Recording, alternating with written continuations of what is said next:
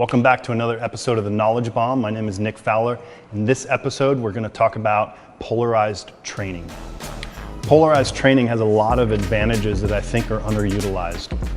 Somehow in our community and our culture, we've gotten into believing that if we're not giving it everything we have all the time, laying in a pool of sweat, then we didn't really get what we could have gotten out of a training session, right? So this idea of just being destroyed after every training session, I think it can be detrimental to long-term athletic development. And what I mean by this is that what I've seen from a lot of different athletes is folks who have gone hard, right, with this go, go, go mentality, with this effort that everything they do, it's just this all-out sprint.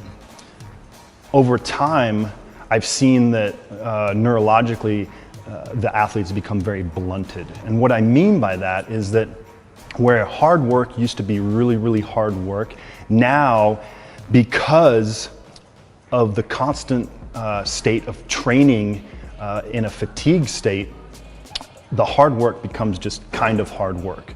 And the ability to dig deep really is limited. And so what I'm proposing and what I've seen a lot of great advantages to is this idea of polarized training, where you have easy work and you have really, really, really hard work.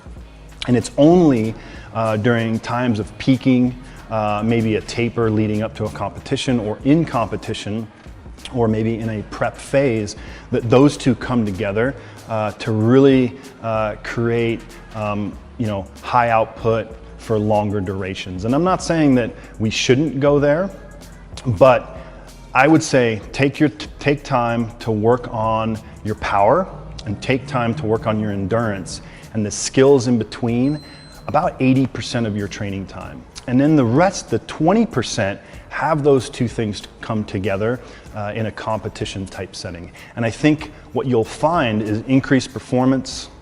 Your training sessions, the 80% of the year, you'll actually get more gains and more use out of those things than having to go hard all the time and finding yourself training in this constantly fatigued state where really, when we're looking at adaptations, they get blunted, right? So I'm a huge believer in, we want to find the minimal dose, right? The minimal dose for the maximum stress.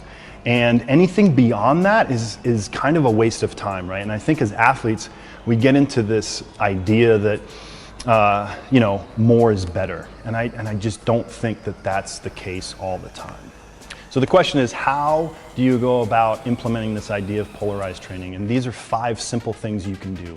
One is make sure you take the time to rest between your sets, your strength sessions. And what I mean by that, if you have a 5x5 back squat, get your 5 in, rest. 90 seconds is not enough time to replenish creatine phosphate, your neurological system, just things like that. So make sure you rest. Number 2, if you're gonna go hard, you go hard.